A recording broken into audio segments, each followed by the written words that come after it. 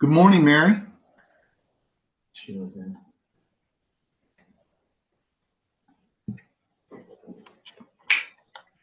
Good morning, Mary.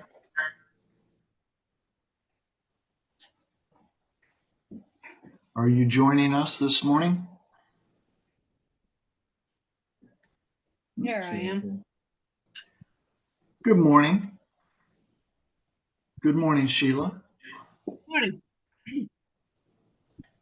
I hope everybody's doing well today. I assume this is what you call winter here on Marco Island. But in honor of what it happens in the Midwest, we look like this at the end of a long winter, and we go out like this. But I wouldn't go outside dressed like this. Yeah, I thought I caught the weather forecast on the TV that was running this morning, and they said it was low 50s, but there was a breeze that made it feel like it was in the 40s. And I thought, wonder if that's the case. But it's different. I'm just go ahead. I said I walked at 5:45 this morning, and it was exactly like that. It was 51, 12-mile-an-hour winds, and I don't remember what the humidity was, but it wasn't. It will get. Well, this is. Remember, we're talking about Floridian. I have become a true Floridian. It will get what I call bone-chilling cold. We didn't have bone-chilling cold this morning, so it's just winter for us. Okay. Well, thank you for that cautionary note. But I would say that 12-mile-an-hour wind is going to give you a wind chill. I would think. It does. Yeah. Yeah. Well, I had a coat on. Did you really? Okay. I'm just trying to understand how long this lasts, this cold snap, or does it go back and forth to being warm? Anyway, I think it's pretty nice. December and January are a risky time. Some people say February, but I don't notice that. But December, January, but it's not like solid the whole time. We have these times when it goes back up into the 80s. Oh, nice. Yeah. Oh, good. Well, welcome. We have two topics to discuss this morning. The 10 o'clock, being the 10 o'clock, chose three different topics. So I had 5 chapters to go over and figure out where the discussion points lie in those. But let's begin where we usually begin. Let's light our candle.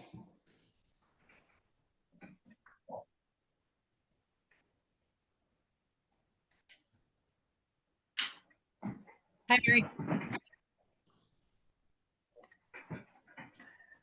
Welcome. I wonder how you all will grow today. I wonder how the light of Christ will enlighten your lives, and wonder what moments you'll have throughout the course of your day and the people that you meet, where you may look into their face and see the face of Jesus. I'll be looking for that for myself, and I hope for you as well. Well, we picked 2 different topics, 2 different chapters. We wanted to talk about the Lord's Supper, and we wanted to talk about creeds and the Trinity. So we can do that, but let's begin by talking about this name, the Lord's Supper. There are different names that we give to this, right? We do talk about the Lord's Supper. We can equally speak about the Eucharist, communion. It just depends upon which tradition you come out of. They all mean the same thing. I'm wondering if anybody has heard of a different way of referring to the Lord's Supper. I imagine you have, but I'm wondering if you remember what it was. Anybody remember a different way? Do you call it also the Last Supper? You certainly could. That was the Last Supper that we read about that Jesus had with his disciples. We can reference it that way. Have you ever heard of it as addressed as agape feast or love feast? In Greek, of course, agape is translated into English love. So love feast. I'm not sure I would have remembered that. It comes from one verse in this little book at the end of the New Testament called Jude. And in there, the Lord's Supper is referred to as a love feast. Sometimes it's referred to as the breaking of the bread. What if you were Roman Catholic? What might you call it other than the Eucharist? Anybody? Sometimes it's referred to as the Mass. Now you may think that that's the service, and it is, but the high point of the Mass for Roman Catholics is indeed the Lord's Supper, and so it's often referred that way. One other word, and you might kick yourself for not thinking about this one, but you do know that it's often simply referred to as the sacrament, right? And in fact, if you look in our bulletin on the first Sunday of every month when we have the Lord's Supper, I think when I draw that up, I most often would put in that line, sacrament of communion. So it's referred to that way. So all these terms, all these ways are really the same way of talking about the same Lord's Supper. You recognize these names, no doubt. Yes? Yes. Okay. Okay. Well, now I want to ask so that we're on target as best we can. I think, Sheila, it was you who was most interested, I would say, in the Lord's Supper or the creeds. And I just want to make sure that I understand what might have sparked some interest for you. Was there something? I always have a passion for learning, and we don't use the creeds so much. Occasionally we have them in our service. We don't regularly. And when I grew up, I don't know that we ever did them, or so infrequently that I don't remember them. And we don't use them very often in church. And so I was just curious about others who have used them and what they mean to them. How about you, Mary? Did you have creeds? Yes. In the Presbyterian church where I grew up, the first Sunday of every month was usually the Sunday when we said the Apostles' Creed. Apostles' Creed. Okay. Churches generally pick one or the other. Well, occasionally the Nicene was also said.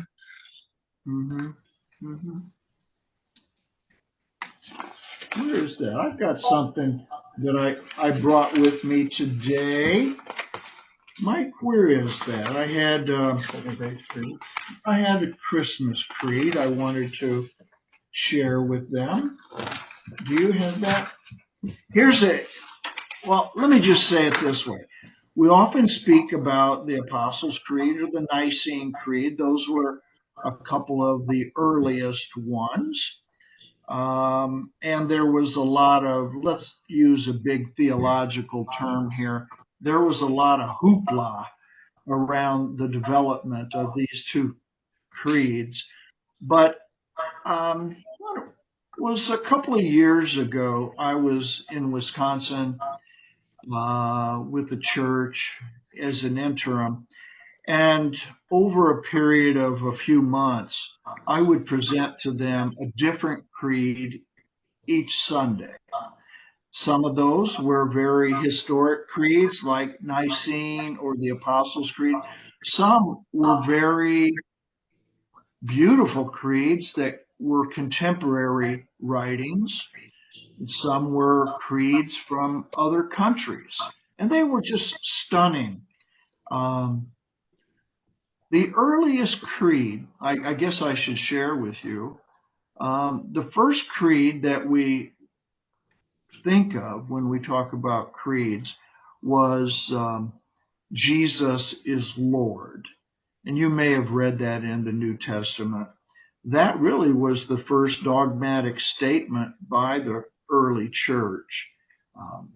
And so we'll get there. I tell you what, I'm going to confuse Mike.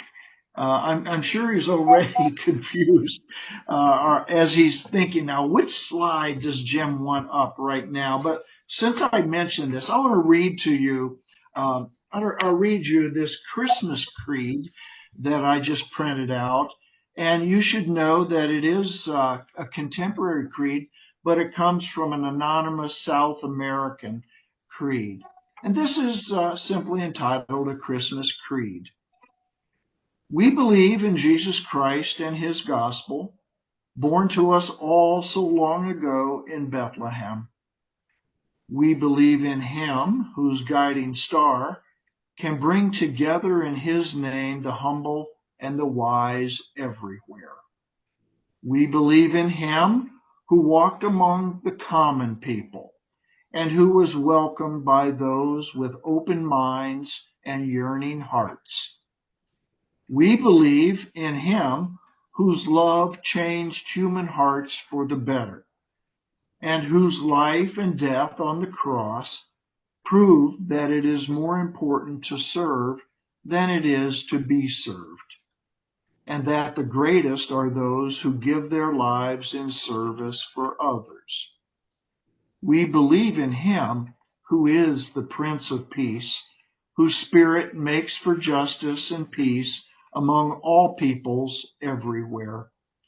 And we believe that the Christmas spirit, the Spirit of Christ, is the spirit that can change the world for the better through the power of faith, hope, and love.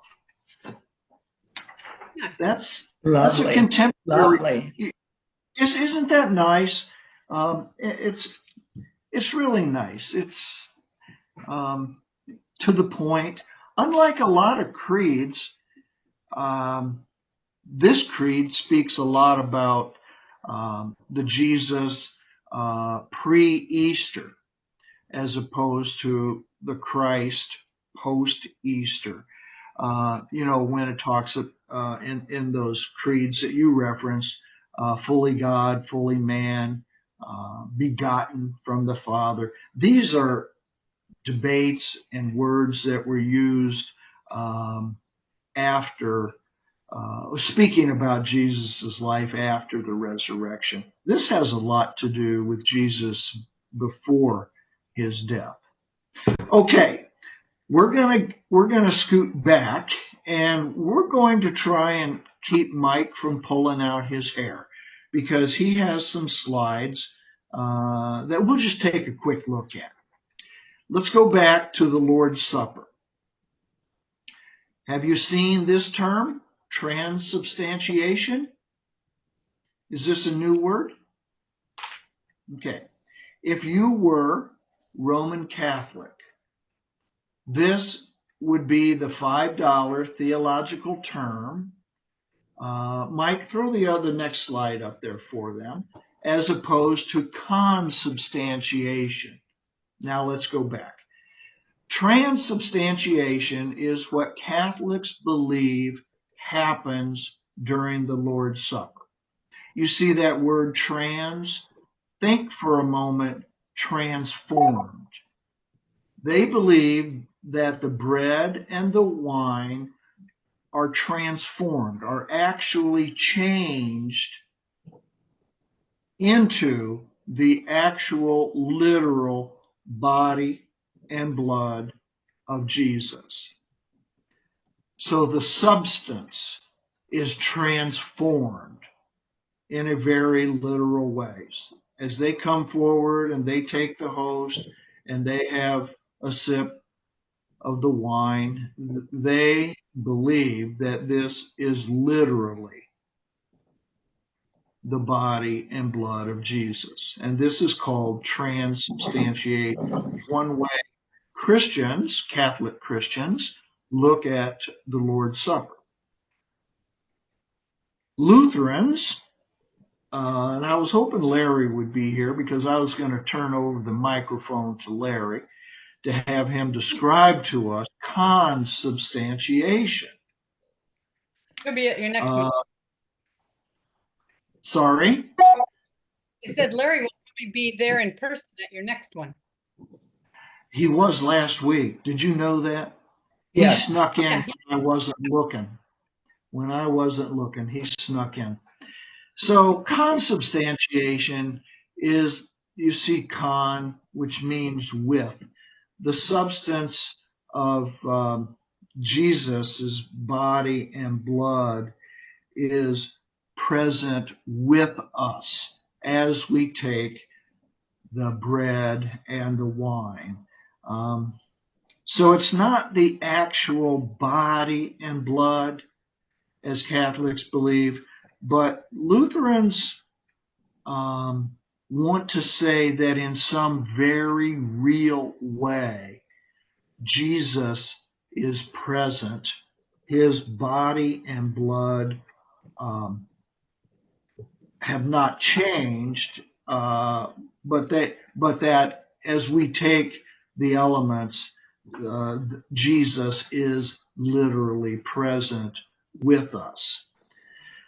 Now, in the UCC Church, there is something that comes more in the Reformed tradition, and that is that it's often viewed more as symbolic, so that the bread and the wine are bread and wine. But just like, what would we say, a wedding ring is still a wedding ring. It doesn't become the marriage. It's a symbol. Or the flag doesn't become liberty and freedom. It's still a flag, but it's a symbol that points us to the realities of freedom and liberty. So it is with those in the Reformed tradition that the bread and wine are symbols of Jesus's death, of his, I'll say, sacrifice given for us. These are the three primary ways in which the Lord's Supper is understood. There are nuances, but we'd really be picking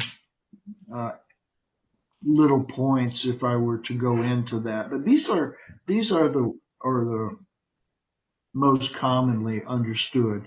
So I'm guessing that for you all, it was a symbolic act. Is that correct, or am I incorrect? Yes. Yeah, in the Presbyterian Church. Yeah. Sheila, were you a Methodist growing up?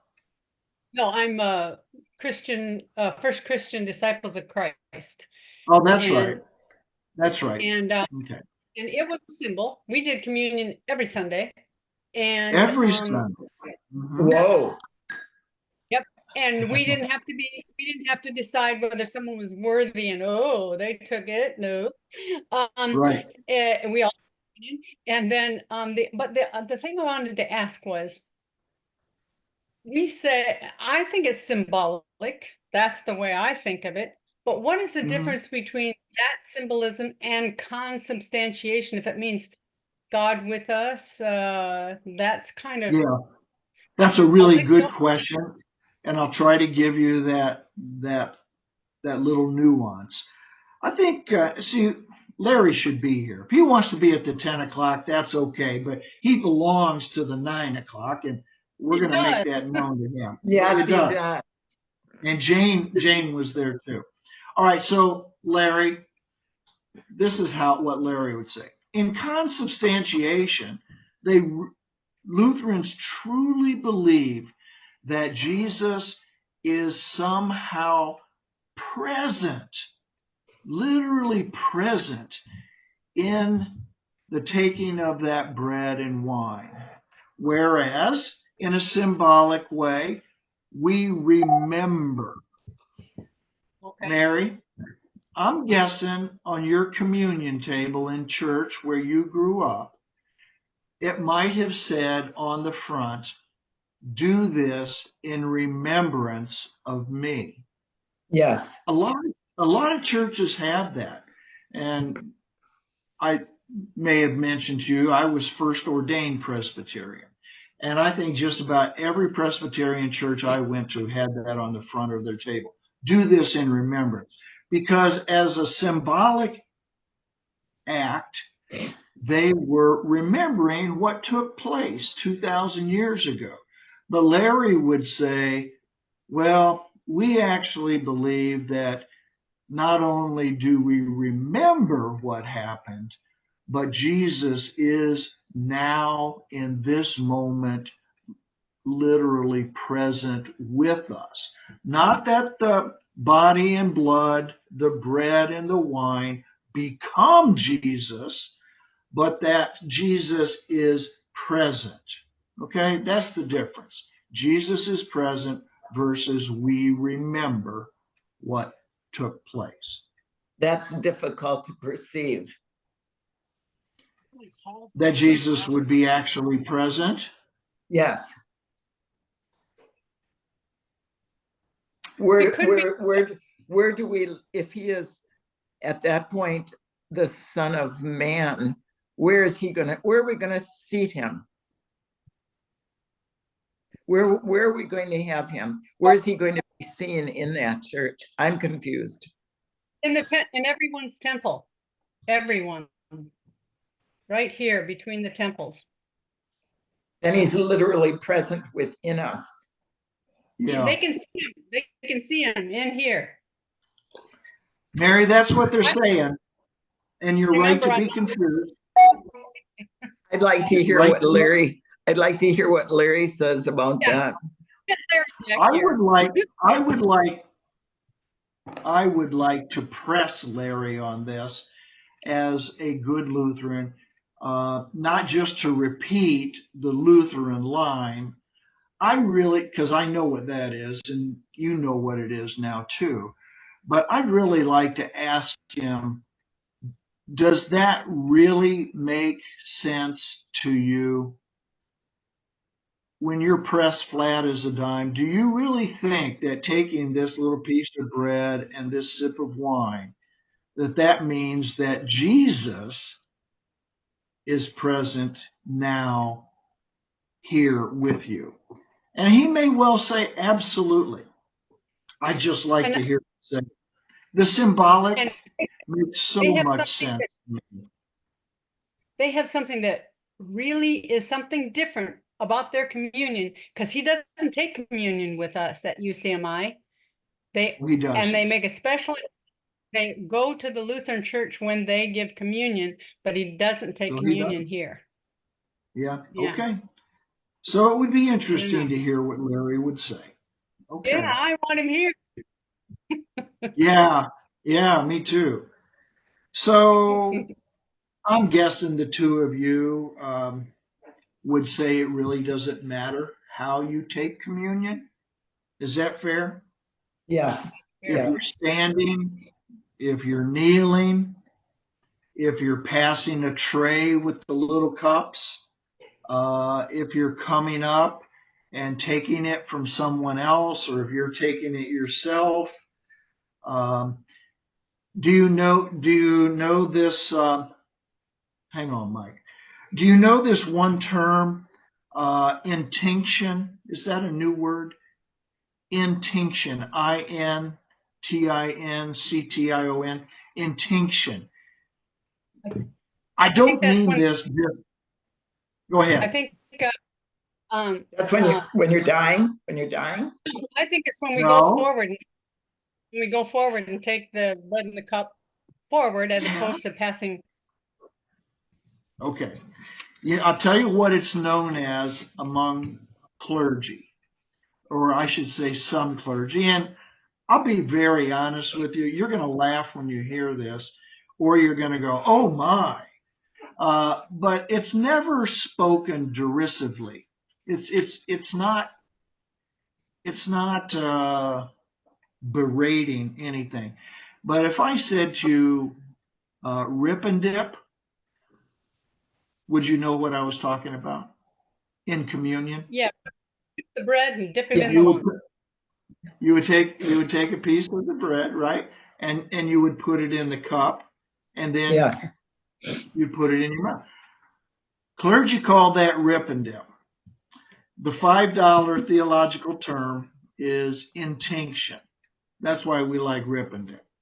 But we're not speaking about it in any derogatory term. It's just more descriptive.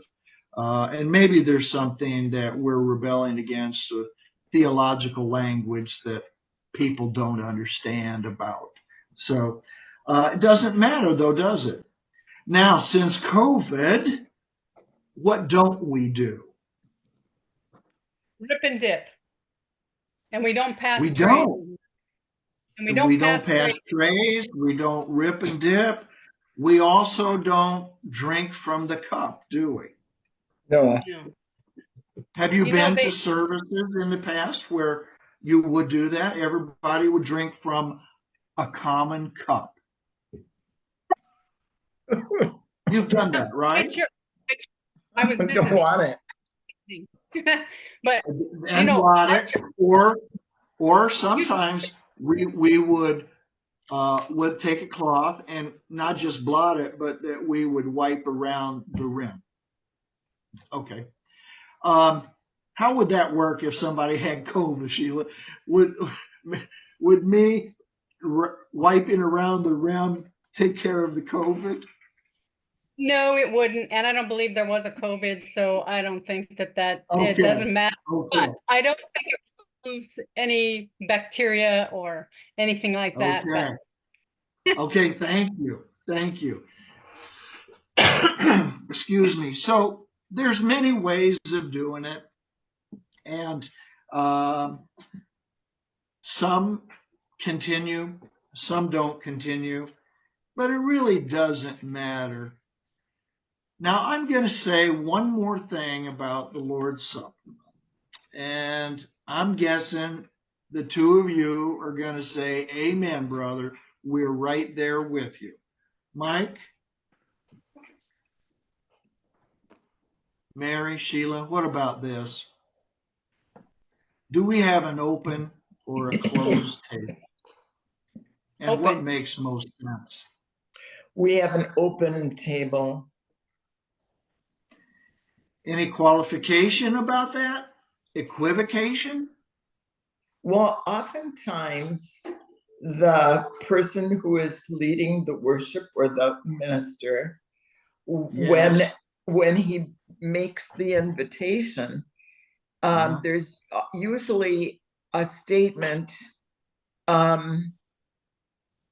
suggesting that anyone who is not who has not fulfilled the need to forgive before taking communion, they should not take communion. Sometimes that's, they're not saying you can't take communion. They're just saying They're it's better if suggesting. if you forgive first. There's something Yes. you might want to do in order to prepare your heart to Yes. receive communion, right? Yes, and Sheila? I know of some people who voluntarily just do not take communion because they have some concerns on their heart. They know they have not forgiven, so they just don't take communion. Okay, thank you. Dr. Sheila. I just, that's another thing that Larry and Jane said to me when I asked why they chose to go to Lutheran church instead of having communion. I said, I noticed you didn't take communion with us. And they said that it was not open to everybody. They had to be True.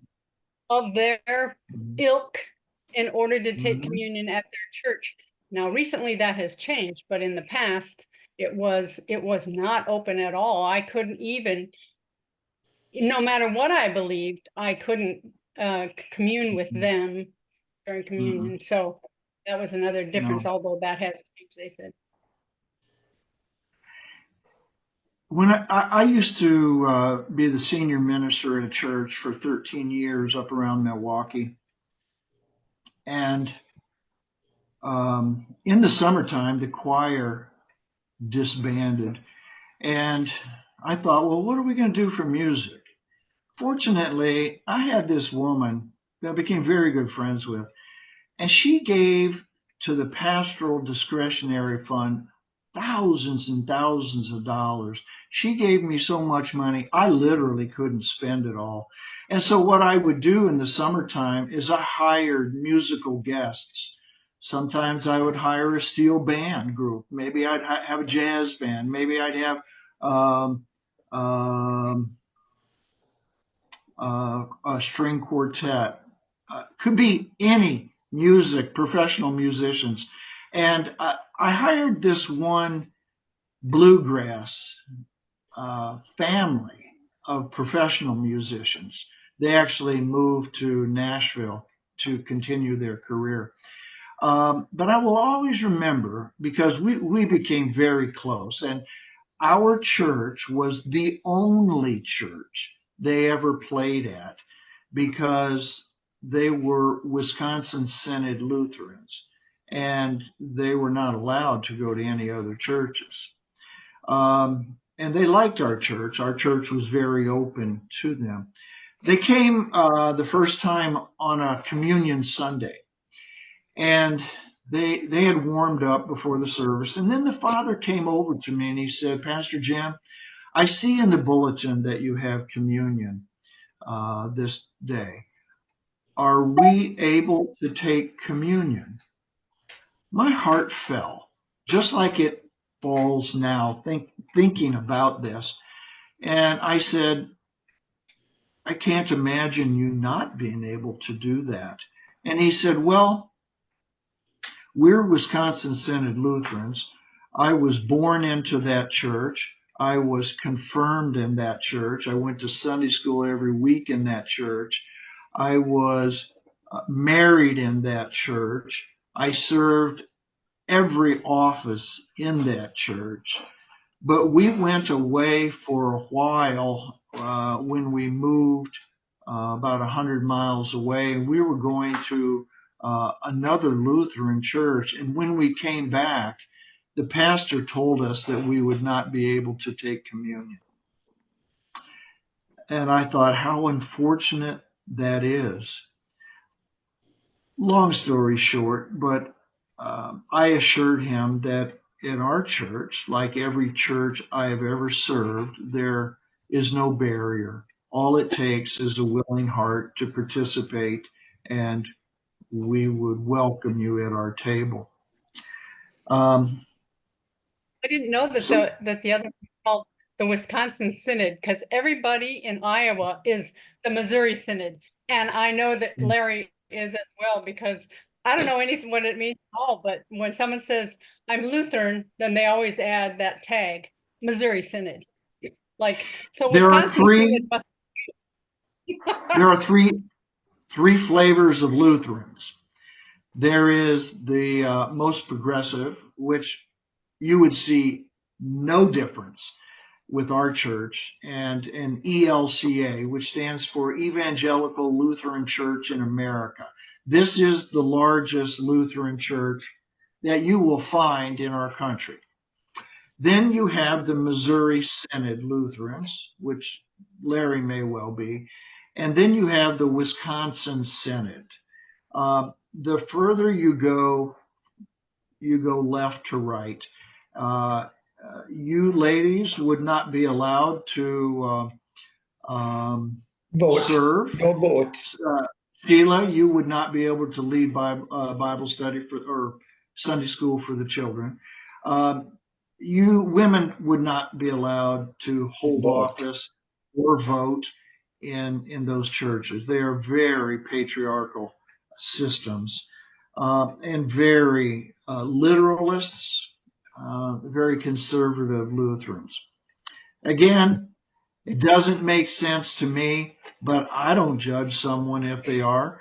I just hope that, as our candle indicates, that they live a Christian life and that their life is fulfilled and meaningful for them and for others as well. I had a woman come up to us. Was that Pardon me? rigid one, Wisconsin Synod? Was the rigid one in Wisconsin? Yes, Yeah. Wisconsin. Women are not allowed to vote or hold office. And the Missouri Synod, depending upon which church you're in, might say the same.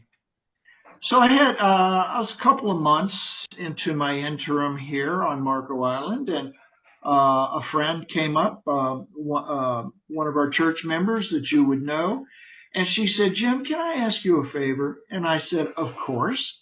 And she said, "Would you mind, when you offer communion, making sure that you say that anybody that would like to participate may?" And I said, "Oh my goodness, I am so happy you've made that recommendation to me. And I'll tell you why I didn't say it. That was on a communion Sunday." And I said, "The reason I didn't say it is because it just never crosses my mind that in the Christian church, we might say to somebody, 'You cannot take the Lord's Supper.'" And certainly in the past, I've said it a lot, but I guess my theological mind just goes to the place where I have a hard time believing that churches would be so anti-grace, that they would be so law-directed, Anti-women. that I just forget. Sheila? I said they're anti-women. Do they think that we aren't daughters of God? That's right. Well, you have to be their daughters of God. I but can't they tell said you. women could. I can't hold tell office. you how upset it makes me, but yeah. Sounds like Hamas Thanks, John. or So, Hezbollah. One of the two. yeah, I mean, Step tell away. me how it's different. Tell me how it's different. I know. All right, so I want to tell you a story. Is that okay as we talk about the creeds? Can we talk about the creeds for a few minutes? Absolutely. The creeds were a way of codifying the faith. As I've talked to you many times before, there was no one uniform Christian community following the resurrection, and there were multiple Christian communities, and they no different than today, and they all had various beliefs and practices. Okay, no different than today. There were the Ebionites, the Marcionites, the Gnostics, the Orthodox. There were all kinds of Christian communities that differed one from another. And it's a fascinating history to read, at least for me. What they were all trying to do, they weren't necessarily trying to be helpful as they were trying to codify, define, articulate, and adamantly state, this is the true faith. So there were multiple arguments, debates, controversies in the first 4 or 5 chapters of the Christian church. You'll be familiar with the Christological controversy. They were trying to define, who was Jesus? Was he man? Was he human? Or was he divine? And if he was one or the other, what was the percentage? Was he of the same substance as God the Father, or was he of similar substance? Okay? You cannot believe the controversies and debates that arose over these little words. These became things that they would die for. Now, there were other debates as well. Obviously, when they decided it was time to define the God the Father and Jesus the Son, what about the Holy Spirit? And so, as you know, the Trinity is not a scriptural concept, but there are references to God the Father, Jesus, the Holy Spirit. And so this notion began that there must be something of a Godhead of 3 in 1. Now, it's kind of hard for us to imagine how they parsed these words, but I want to tell you one little example, and I'll make it as succinct as I can. There were two fellows. One was named Athanasius. By the way, there's an Athanasian creed. That was one of the early creeds as well. There was Athanasius, and there was a fellow by the name of Arius. Athanasius said that Jesus was of the same substance. Arius said that Jesus was of similar substance of God, but not exactly the same. This word that Mike has put up on the screen is pronounced homoousios. You see that? Homoousios. This is the word in Greek that that says that Jesus was of the same substance. Now, before Mike changes to the next slide, I want you to look at this word, HOMO, and then comes another O. Let's have Mike put up the next term. You didn't have it? Okay. Then that's my fault for not giving that to Mike. I think I was thinking of it this way. Of similar substance, do we have that slide still up, Mike? Homoousios. Okay. If you added one letter, an I, it would be HOMOIOUSIOS, okay? HOMOI, homoousios. That means of similar substance. Now, why am I saying this? Because this was the great debate between homoousios and homoiousios. And homoousios won out. Athanasius and his group won out, and that became the orthodox position.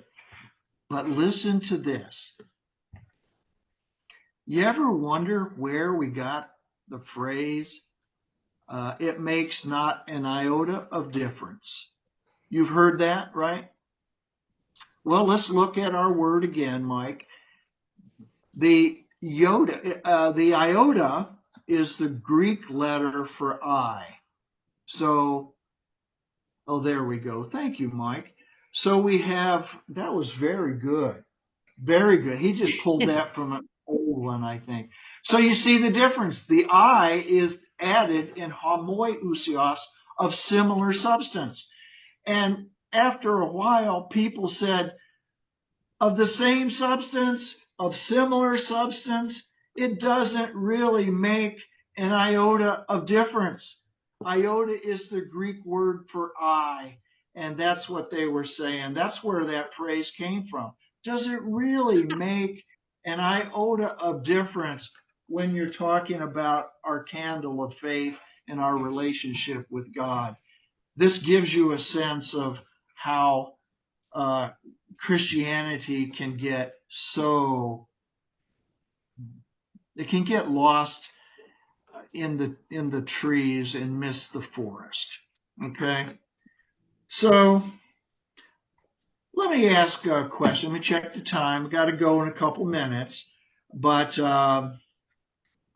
what do you think are the good uses of creeds in our faith? Can you think of any good reason? I mean, these were articulations made by 3rd and 4th, 5th century Christians trying to codify the faith, okay? And they were recited every Sunday. Mary, you did it as well, once a month. Some people say them every Sunday. Can you think of a good reason to have a creed? I think it's important to Christians to participate in this as a collective group, collective body that is participating in the love process of worship. Mm-hmm. Yeah. I've had some people say to me, Jim, can we say the Apostles' Creed next Sunday? I said, is that important to you? And they would say, it is. I've said it my whole life. And I said, then we'll say it next Sunday.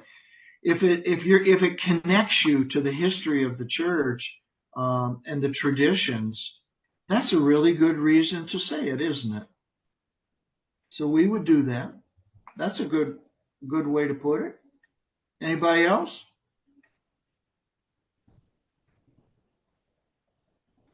I just think that it came into existence initially to, Jesus isn't around anymore, right? And so they're trying to figure out, what does this really mean, and how are we, in order to be Christian, we have to speak Christian. Then what does that mean, and how can we codify this? And so let's put it together in this creed. So I just so wish that you would, and maybe you mean this, Sheila, I hope that you would take it to the one more step and say, not just reciting the creeds, but maybe we in our own articulation of the faith now might draw up a creed. See, I think our responsibility as Christians is the same as it was for the 3rd and 4th century. Those brothers, maybe a few sisters in the faith, worked hard on trying to define their understanding of things that are really difficult to state, right? But they did the best they could. We need to do the same. And instead of just reciting what the 3rd and 4th century people said, I think it would be exciting for us to think about, if we were to define the faith for ourselves now, what would that look like? I think our responsibility as good thinking Christians is to do the same. And I think that's a great place for the creeds, for Pastor a creed Jim? to be. Yeah, John? Yeah, I mean, I think we need to keep it simple, I mean, for starters, look at God's miracles. I mean, look at Jesus' miracles that he did. I think that was to get our attention. And then from there, you refer to his teachings and his sermons, and it tells you how to live a good life. Well put, John. Well put. So here's the deal. I'm going to put up one last slide for you.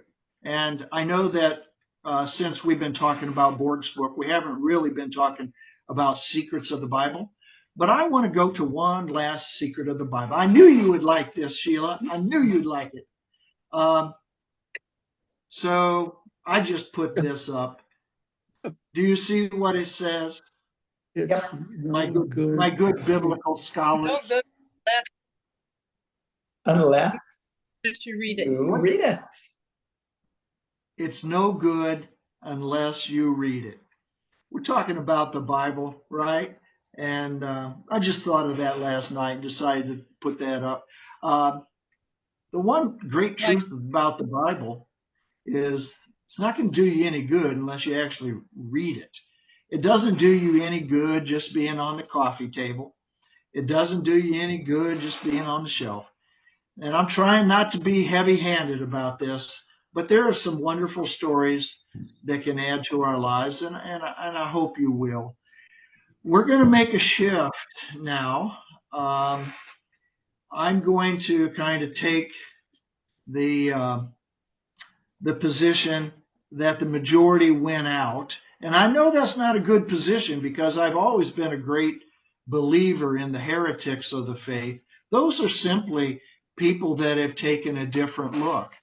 Arius lost to Athanasius, but I think actually makes more sense in my 21st century mind what Arius had to say. Some of the heretics were killed simply for trying to articulate the faith and maintain their faithfulness to Jesus. And knowing those stories humbles me tremendously. So sometimes the majority wins out, but it doesn't mean that they're right. We are going to take a majority rules position on our next Bible study that I'll begin after the new year. And I'll make sure everybody's informed about that. But we're going to take a book of the Bible and we're going to go through it. As interim, I'm trying to give you a look at various styles of Bible studies that people do and ways in which we can increase our faith and our faithfulness. So I'll be talking to the 10 o'clock and asking them. But if you have books of the Bible that might interest you, please let me know. But I think the majority is going to win, and we'll see. We'll see what scriptural book people would like to tackle. Okay? Well, I can't tell you how much I've enjoyed our study. You are faithful Christians along the way, seeking to know God in more personal ways and increase your faithfulness to the world. I thank you from the bottom of my heart for joining with me, for walking in faith shoulder to shoulder, and I'll see you in church. Pastor Thank you, Jim, Jim. could you get a copy of the Christmas Creed to us? I tell you what, whoever wants one, it's on my desk, and you can just make a copy. But Mary, if I have this, I don't know. I probably have this on my computer. I'll write myself a note to send you one email. But if I don't, I'll leave it here on my desk, and we'll make sure that you get a copy. Fine. Fair enough? Good. Yeah, I'd like one Okay. too. All right. Well, looks like we're going to Mark, make 3 copies or 4 copies. Thanks. All right. Thank you. Thanks, Take care, Pastor folks. Jim. Bye-bye. Bye-bye. Bye-bye.